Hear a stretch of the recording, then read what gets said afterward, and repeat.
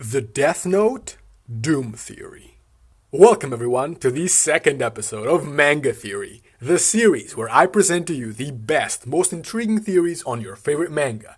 Today's theory is on everyone's favorite, Death Note. And more specifically, the newest one-shot story that was released on the 1st of February 2020. The title of the theory? The Death Note Doom Theory. Let's get to work, manga theorists.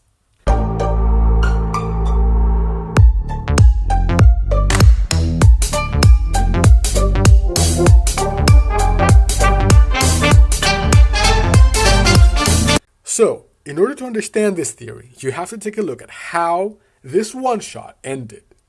Spoiler alert, if you have not read the manga, you might want to click away, read it, and then return, because there are going to be some pretty big spoiler reveals about the ending. So, you have been warned.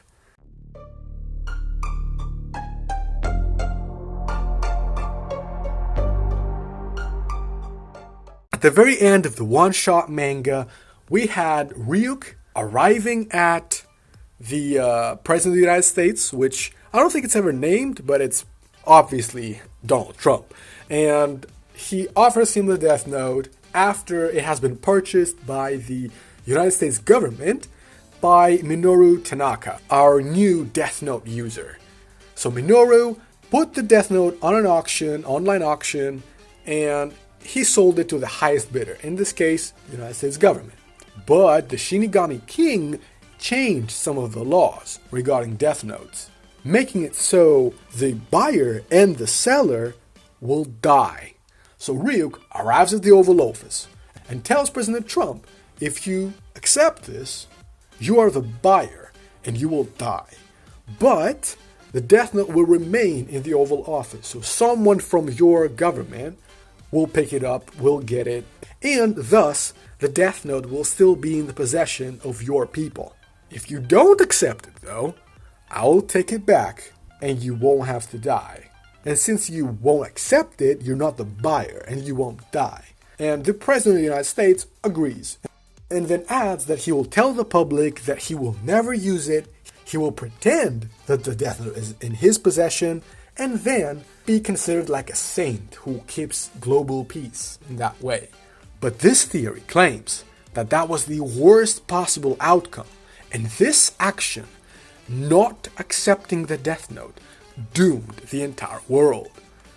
Let's see how that works. Dooming the US. First of all, the ending of this one-shot doomed this fictional US. Why? Well, by not accepting the Death Note, the president now has a gun without any bullets. He has an empty threat. It's like as if the country announced that they had a Starfleet or an actual Death Star. Any enemies of this fictional US will eventually go, well, why don't you use it? Oh, don't tempt me. You don't have it actually, do you? Remember, not a single person in the world, except the president, knows that the transaction was completed. And more importantly, that the US purchased the actual Death Note. For all the other countries know, this could have easily been a scam or an intimidation tactic by the US in a collaboration with the Japanese government and Sakura TV. With every passing year, the threat of the Death Note will become more and more irrelevant, since it won't be used. Also, when it comes to the interior affairs of the country, this non-existent notebook is like a dynamite under the very foundation of the government. The amount of money used for this purchase was ludicrous, meaning taxpayers will heavily criticize all this spending. Plus, if the country is ever in direct conflict with another nation, the citizens will demand the use of the Death Note. Why get drafted and fight in a war when the president can end it by writing some names on a paper? Oh, and guess what? As soon as the government changes and another political party assumes power, they either have to keep silent about this whole thing, or the worst scenario is that they would spill the beans about the transaction. They would accuse the previous government of stealing the Death Note after they lost power, or even worse, accusing them of scamming an entire nation.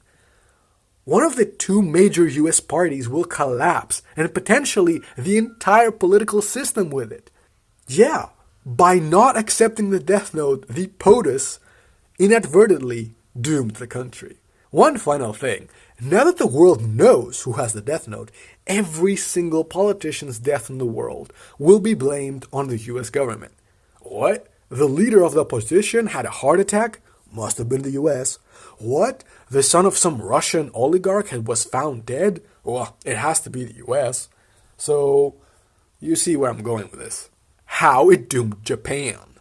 So, about 1 million Japanese citizens became filthy rich, and the economy got a huge boost. Everything seems fine, right? Well, let me introduce you to inflation. With this sudden influx of foreign currency, the local currency will be devalued and the prices will skyrocket. Plus, this whole fiasco put a huge target on these 1 million citizens' backs. They can't withdraw all their money at once, meaning they have to be at the bank every month to get their $1,000. And guess who else will be there every month? Thieves, kidnappers, muggers, and all kinds of criminals who will be ready to attack the citizens as soon as they leave the bank. This will force all the newly rich citizens to move to a new residence, which will result in the real estate and housing market to explode. A completely new social class will emerge, which will lead to social unrest and clashes between the citizens that won the money and the ones that were left out. Good job, Minoru. You just doomed Japan as well.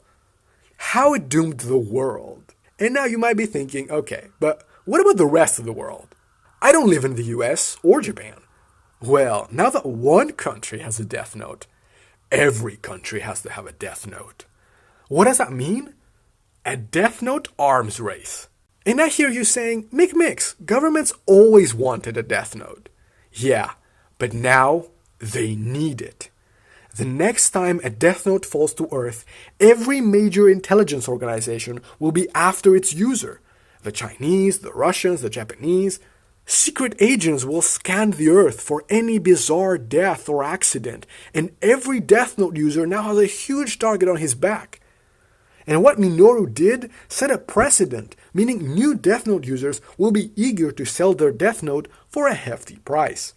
But Mix, what about the new rule that the seller and buyer will die?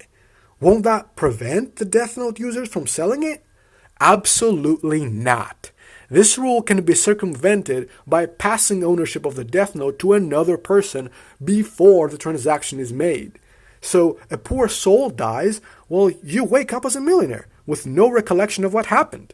Even if this is not allowed, there are many people out there whose family struggles economically and would gladly offer up their lives if it meant their families would get out of poverty. And once another government gets hold of the Death Note, well, that's when the fun begins. If they test it and there's no reaction from the US, they will know something is fishy, and eventually they will figure out that the transaction was not completed. And after that, I will let you imagine the rest. Death Note Black Ops, assassinations, and perhaps even a Death Note war. So, good job Minoru, and good job Mr. President. You just doomed the entire world.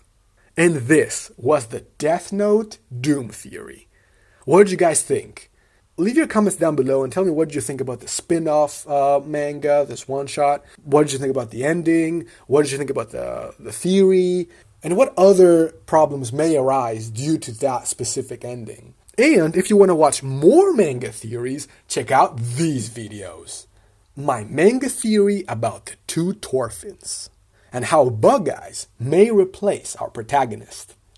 I am Mix, and I make anime video analysis. If you like this video and you want to see more manga theories, hit like and smash the subscribe button. I have a huge selection of videos. I've covered Vinland Saga, Goblin Slayer, The Faraway Paladin, Kinja no Mago, and many other anime.